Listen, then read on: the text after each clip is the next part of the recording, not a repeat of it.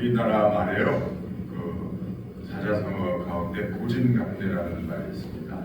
무슨 뜻인지 다 아시죠? 네. 무슨 뜻입니까? 고생 끝에 낙이 온다, 그런 뜻이에요. 근데 한자 진짜 의미는 그런 뜻이 아니더라고요. 고생이 다하면 감래, 단 것이 온다, 그런 뜻이더라고요. 당뇨병 환자한테는 좀 위험한 거예요. 제가 그 궁금해서 이 진짜가 무슨 진짜인지 찾아봤어요. 그래서 그 진짜가 한자로 소진하다 할 때 쓰는 그 진짜더라고요. 없어지는 거, 기운이 진하다고 말하잖아요. 기운이 다 사라진 거, 탈진하다, 다 그 같은 진짜를 쓰는 거예요. 그러니까 고진감래라고 하는 말은 고생을 하다가 결국은 그 고생할 만큼 하면 이제 단 것이 온다, 좋은 소식이 온다, 좋은 일이 온다는 거예요. 그러니까 중요한 거는요, 끝이 있다는 거예요. 고진, 고생 끝에 낙이 온다는 그 말이 나왔는데, 우리가 늘 소망을 가져야 되는 것은 내 고생이 언제 끝나나 이렇게 생각하는 것이 아니라 이 또한 지나가리라, 우리가 이런 소망의 마음을 가져야 될 줄로 믿습니다. 오르막이 있으면 반드시 내리막이 있기 마련이에요. 또 먹구름 뒤에는 태양이 있기 마련입니다. 비바람이 불고 막 태풍이 지나고 나면 어떻습니까? 날씨가 화창해져요. 그렇죠? 그래서 정말 우리가 생각해야 되는 게, 고난이 내게 유익이라 하신 그 말씀을 우리가 늘 기억해야 될 줄로 믿습니다. 그런데 여러분, 고난이 다 유익이 될까요? 그게 중요한 거예요. 오르막 있으면 반드시 내리막이 있어야 되는데, 다람쥐는 보니까요, 맨날 오르막만 올라요. 다람쥐 쳇바퀴 도는 거예요. 다람쥐의 내리막은 없어요. 그런데 이게 고생 끝에 낙이 와야 되는데 늘 고생만 하는 사람이 있다고요. 그게 참 안타까운 거죠. 이게 바람이 불고 비가 오고 그러면 날씨가 또 화창해져야 되는데 다 그런 게 아니더라고요. 영국이라고 하는 나라는요, 비가 그렇게 와요. 비가 그렇게 자주 와요. 그러다 보니까 또 날씨가 늘 흐려요. 그런 데도 있더라고요. 그러니까 중요한 건 뭐냐면, 역경에 닥쳤을 때 그 역경을 어떻게 우리가 잘 그 시간을 보내느냐, 그게 정말 중요한 거예요. 안 그러면 늘 다람쥐 쳇바퀴 도는 것처럼 우리가 그렇게 살 수도 있다는 걸 우리가 기억해야 됩니다. 오늘 제가 기분 좋은 소식을 전화를 2통을 받았습니다. 장로님들한테. 하나는 한상재 장로님이 전화를 하셨어요. 왜 전화를 하셨느냐? 부인 되시는 장금자 장로님 지금 병원에 계시거든요. 주일날 예배가, 오전 예배가 끝났는데 제가 이제 안쪽으로 이렇게 안쪽 통로에서 계단으로 이렇게 올라오는데 두 분 장로님이 바깥으로 언덕에서 이렇게 올라오시더라고요. 근데 보니까 한 장로님은 부인 장금자 장로님 아주 근심, 수심이 가득한 얼굴로 쳐다보면서 부축을 해서 이렇게 올라가고, 장금자 장로님은 어디가 불편한지 인상을 찡그리고 이렇게 올라오시더라고요. 어디가 안 좋으신가 보다. 그래서 이제 예배를 드렸는데 예배 때 안 보이시더라고요. 몸이 불편하셔서 가셨구나 그랬는데, 전화가 오기를, 예배 끝나고 전화가 오기를 말이 어눌하게 나오더라는 거예요. 장금자 장로님. 오전부터 컨디션이 안 좋았었대요. 근데 이제 교회 와서 이제 오전 예배 드리고 식사하시면서 말이 안 나오더라는 거예요. 그래가지고 이제 얼른 두 분이 병원을 갔어요. 근데 이제 그 병원에 가서 이제 대충 일단 검색을 해보니까 뇌경색인 것 같다, 그렇게 이제 진단이 나왔어요. 그러면서 병원에서 하는 얘기가 72시간이 중요하다. 72시간 안에 위험해질 수도 있다. 이렇게 그 이야기를 하더라고요. 저희 집사람도 머리가 아파서 병원에 갔던 적이 있었잖아요. 그 생각이 나더라고요. 그때는 정말 이게 그 병원에서 72시간, 저희도 아마 그때 그 정도 얘기했던 것 같아요. 72시간이 중요하다. 얼마나 속이 탔겠어요. 그래서 일단은 그래도 의식이 뭐 걸어가셨고 말은 어눌하지만 그래도 말할 수 있으니까 잠을 바꿔달라고 그래가지고 중환자실에서 전화를 했어요. 기도를 해드렸어요. 근데 기도하고 이제 그 다음날 월요일이 돼서도 기도해드리고 그랬는데 의사가 이렇게 그 왕진이 아니죠. 의사가 와서 이렇게 보더니 다행히 이렇게 증상이 뇌경색 된 부위가 크지 않고 가벼운 것 같다. 그래서 빨리 회복할 수 있을 것 같다. 그렇게 이야기를 하더래요.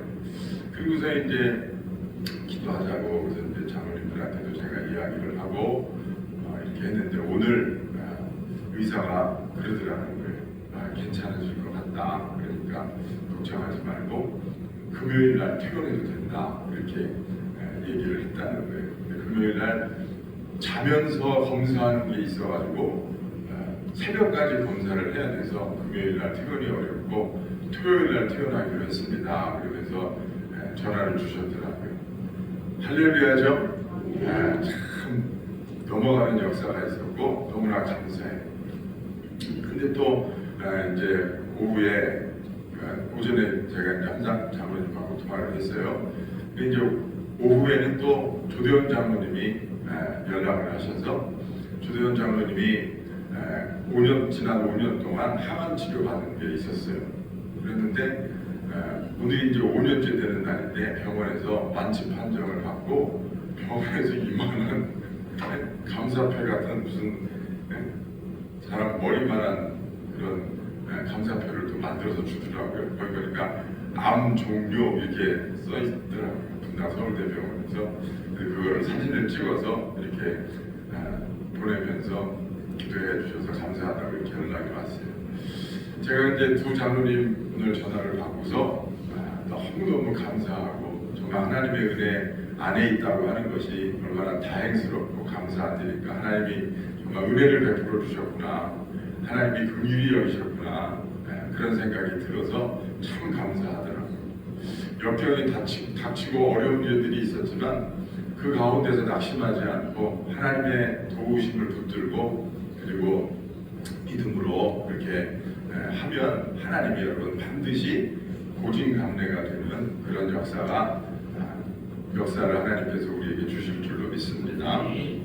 사람들이 대개 보면은 말로만 감사할 때가 많아요. 말로만 감사할 때가 많아요. 우리가 수도 없이 감사해야 된다. 또 믿음으로 생각해야 된다. 하나님을 의지해야 된다. 하나님을 신뢰해야 된다. 그것이 사실은 우리가 역경을 만났을 때, 고난을 만났을 때 우리가 그런 자세를 가지고 대응하는 것이 너무너무나 중요한 거예요. 그게 사실은 너무너무나 우리 인생에서 가장 중요하다고 저는 봐요. 하나님은 팔이 짧아서 우리에게 자꾸 어려움과 고난을 주시는 분이 아니에요. 우리가 이 땅에서 잘 먹고 잘 살고 세상 사람들이 보는 관점에서 잘 나가는 거는요, 하나님 보시는 관점에서는 그건 잘 나가는 게 아니에요. 단적으로 이야기하면 그건 하나님 보실 때 무의미한 거예요. 이 땅에서 잘 먹고 잘 사는 거는 무의미한 거라고. 그 의미한 거는 뭐냐? 하나님 안에 거하면서 하나님과의 관계가 좋아지고 하나님과 원수지간이 아닌 하나님과 아버지와 자녀의 사이로, 하나님과 하나님의 백성의 사이로 살아가는 것이 중요한 거지. 이 땅에서 잘 먹고 잘 사는 게 중요한 게 아니라고. 하나님은 진짜 우리에게 진짜 평안이 무엇이고 진짜 복이 무엇인지를 가르쳐주고 싶으세요. 그런데 그걸 가르칠 방법이 없어요.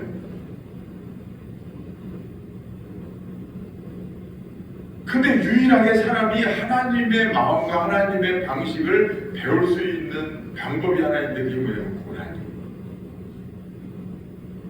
사람은요, 고난을 받을 때 그리고 그 고난을 하나님이 원하시는 방식대로 잘 대응하고 반응해서 그 고난을 이겨낼 때마다 하나님을 조금씩 배워나간다. 하나님이 원하시는 삶의 방식을 조금씩 배워나간다. 그나마도 그 조금도 못 배우는 사람이 있어요. 근데 사람이 왜 그렇게 배우기가 어려운 줄 아세요? 사람은요, 온몸에 신경이 있어요. 근데 그 신경의 반응이라고 하는 게, 그 신경학자들이 얘기하는 게 조건 반사, 무조건 반사 이렇게 있어요. 조건 반사는 뭐냐면요, 누가 나한테 화나는 말을 했어요. 그러면 내가 화나는 말을 들었으니까 당연히 화가 나죠. 그래서 내가 그 사람한테 똑같이 화를 냈어요. 그거는 조건 반사겠어요? 무조건 반사겠어요? 그건 조건 반사예요. 내가 할 수도 있고 안 할 수도 있었던 거는 조건 반사예요. 근데 무조건 반사는 뭐냐면요, 내 의지하고 상관없이 내가 반응하게 되는 게 무조건 반사예요. 예를 들면 이런 거예요. 갑자기 내 눈에 돌이 날라와요. 근데 나도 모르는 사이에 눈이 탁 감기는 거 경험해 보셨죠?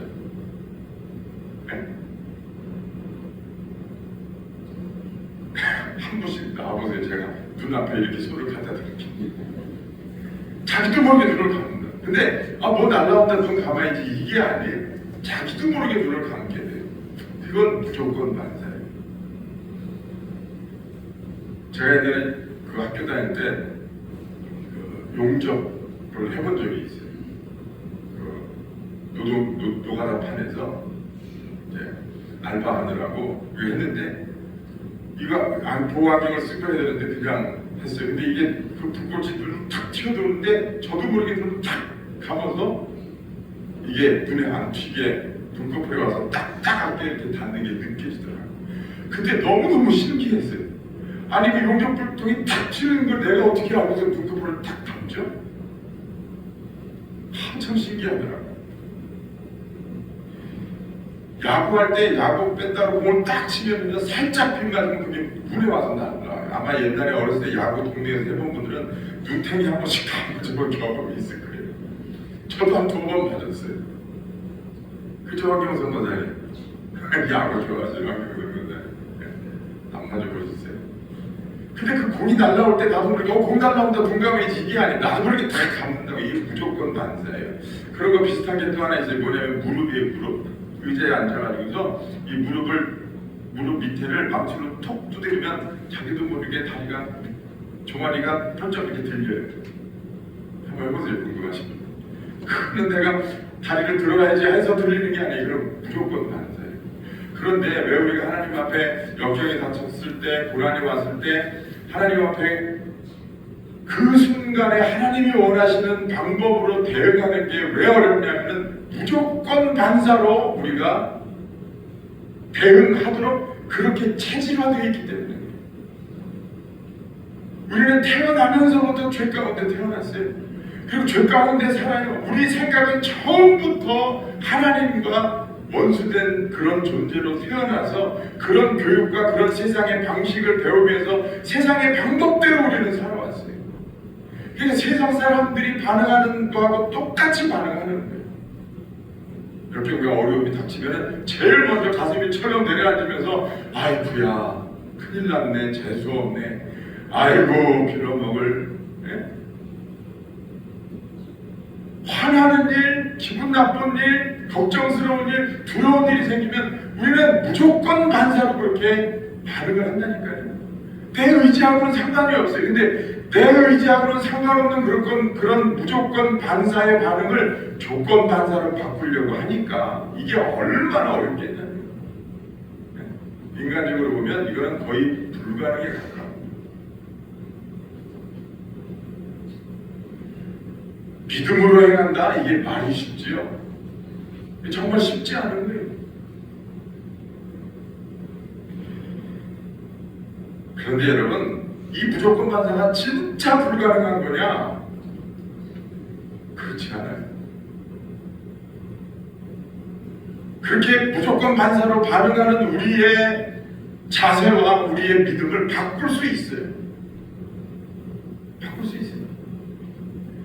권투 선수들이요, 권투를 배울 때 배우는 것 중에 하나가 뭐냐면 상대방 주먹이 날라올 때 눈을 안 감는 연습을 하는 거예요. 축구 선수들이 코너킥에서 공을 띄우면 헤딩으로 골을 넣는데 그때 눈을 안 감고 슛을 하는 것을 연습해요. 그래서 공이 날라올 때 공이 여기 와서 맞아야 되니까 그 맞는 순간에 눈을 감고 헤딩을 하는 거하고 눈을 뜨고 헤딩하는 거는 다른 거예요. 그래서 이게 헤딩했는데 삑사리가 나면 그 사람들이 감독이 눈 감지 말라니까 왜 눈 감았어? 막 그러죠. 여러분, 주먹이 날라오는데 눈을 어떻게 안 감아? 이걸 무조건 반사인데 무조건적으로 감아야지. 근데 훈련하니까 되더란 말이에요. 이 눈을 감는 거는 눈을 보호하기 위해서 감는 건데 그때 눈을 질끈 감으면 송곳으로도 눈꺼풀을 못 뚫는데요. 송곳으로도 못 뚫는데요.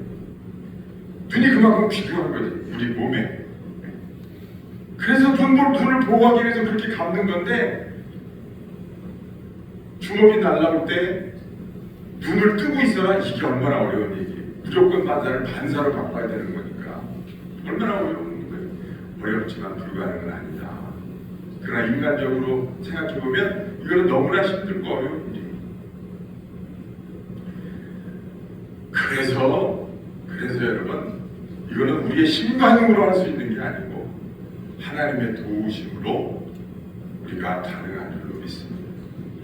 하나님, 저의 믿음 없음을 도와주옵소서. 할 수 있거든이 무슨 말이냐? 믿는 자에게는 능치 못함이 없다. 예수님이 말씀하셨어요. 어떤 아버지가 자기 아들이 귀신이 들려가지고 툭하면 물에도 들어가고 불에도 들어가고 그 아버지의 마음이 속이 타서 그 귀신 쫓아내기 위해서 전국 방방곡곡을 다니다가 문제 해결을 못하고 예수님의 소문을 듣고 예수님 앞에 나왔어요.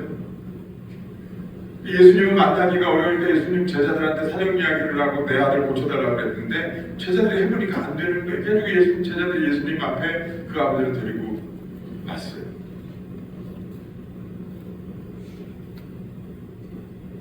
그 아버지가 예수님을 만나자마자 한 말이 뭐냐? 주여, 무엇을 할 수 있으시거든 저를 좀 도와주옵소서 그랬어요.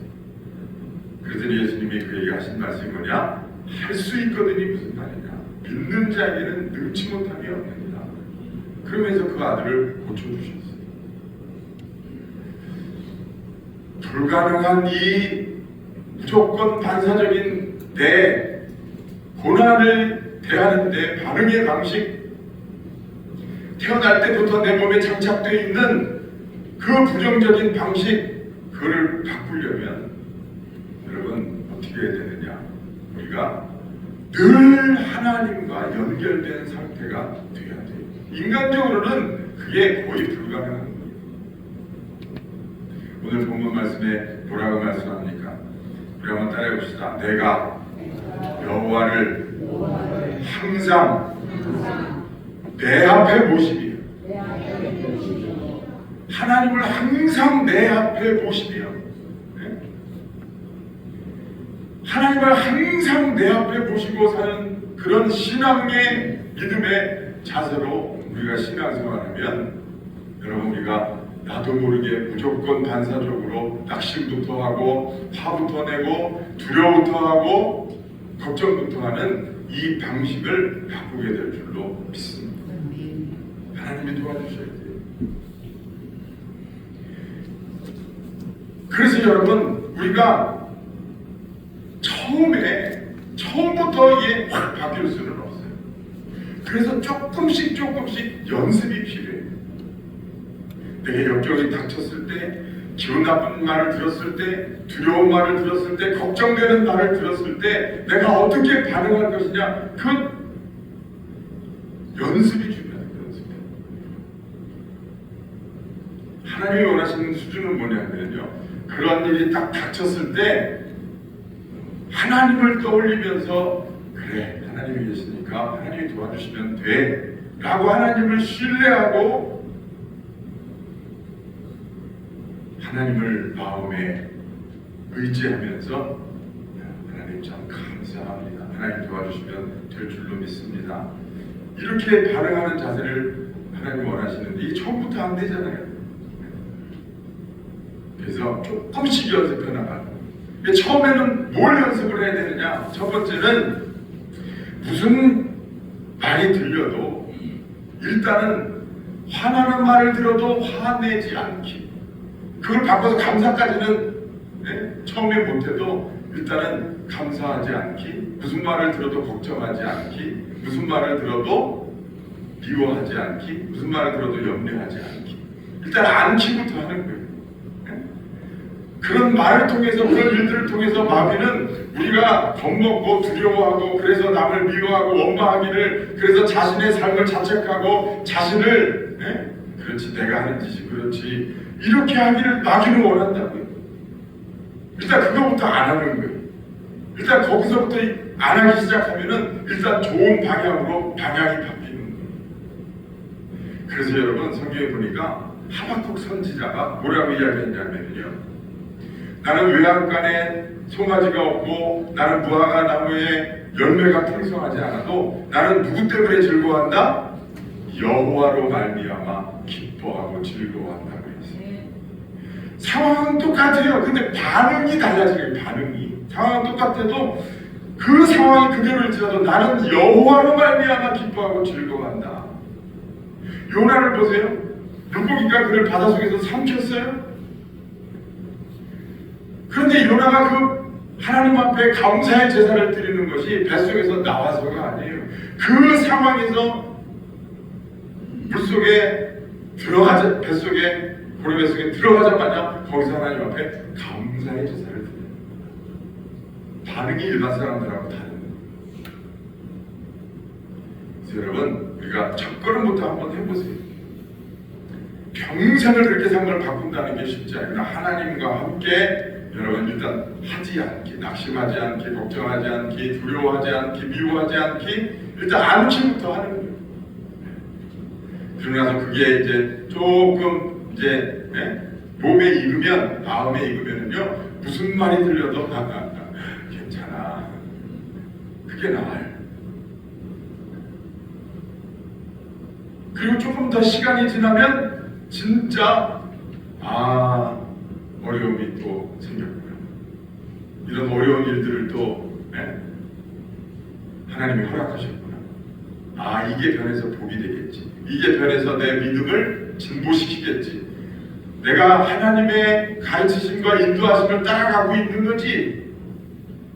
그렇게 하면서 결국에 가서는 그 고난 노력에 대해서 하나님 앞에 감사하다고 고백할 수 있는 그런 수준에까지 이르는 그런 믿음이 되시기를 주의 이름으로 축원합니다. 여호와를 항상 내 앞에 모시며, 그러면 어떤 일들이 있다고 그랬습니까? 그렇게 우리가 하나님을 우리 앞에 모시고 살면 그가 나의 오른쪽에 계심으로 내가 뭐하지 아니하리로다? 흔들리지 아니하리로다. 우리가 항상 하나님을 내 앞에 모시고 사는 사람은 흔들리지 않는 거예요. 세상이 이런 소리 저런 소리, 정말 세상이 우리에게 얼마나 많은 근심과 염려를 가져다 줍니까? 그 모든 말에도 흔들리지 않는 거예요. 흔들리지 않을 뿐만 아니라 9절 보세요. 이러므로 나의 마음이, 9절 한번 올려줘 보세요. 9절 함께 봉독합니다. 시작. 이러므로 나의 마음이 기쁘고 나의 영도 즐거워하며 내 육체도 안전히 살리. 마음이 기쁘고 영도 즐거운 거예요. 그렇죠? 여기 보니까 세 가지가 다 나와요. 영혼, 몸이 다 나옵니다. 영적으로 즐거워하고 심적으로 기쁘고 육체도 안전해요. 우리한테 이것처럼 좋은 게 어디 있어요? 그렇죠? 사람이 생각과 영혼은 즐거워도 육신이 곤비하면, 육신이 병들어서 또 어렵고 그러면 너무나 어렵잖아요. 또 육신만 편하면 뭐합니까? 마음이 지옥 같은 삶을 살면 그것도 불행하잖아요. 그런데 마음은 기쁘고 영혼은 즐겁고 육신이 안전히 구한단 말이에요. 이런 축복이 언제 온다고요? 여호와를 항상 내 앞에 모시기. 하나님을 항상 내 앞에 모시고 살아가는 사람은 성령의 도우심을 받아서 몸과 마음과 영혼이 늘 안전히 구하고 마음의 기쁨과 즐거움이 있고 하나님을 의지하고 신뢰하는 믿음이 딱 장착이 되어 있어요. 무슨 소리를 들어도 무슨 일을 닥쳐도 강하고 담대할 수 있어요. 사람인 거로 처음에는 잠깐 그야 했다가도 금방 마음과 생각을 돌이켜서 하나님 참 감사합니다. 하나님이 역사해 주시면 될 줄로 믿습니다. 하나님이 이 시간에도 인도하고 계심을 믿습니다. 그러면서 시시때때로 범사에 하나님과 대화하고 하나님 안에 거하는 삶이 바로 하나님을 내 앞에 모시는 삶인 줄로 믿습니다. 세상에는 너무나 많은 어려운 일들이 있고 우리를 끊임없이 흔들고 끊임없이 마귀는 우리를 가지고 장난을 치고 위험에 빠뜨리고 함정에 빠뜨리려고 합니다. 우리는 성령의 도우심을 받아서 우리가 믿음을 굳건히 하고 우리가 하나님 앞에 어떻게 반응하는 것이 가장 하나님 기뻐하시는지를 우리가 영적으로 잘 깨달아서 우리가 하나님 원하시는 대로 믿음이 자라고 성숙하는 그런 저와 여러분들 다 되시기를 주의 이름으로 축원합니다. 기도하겠습니다. 거룩하신 아버지 하나님,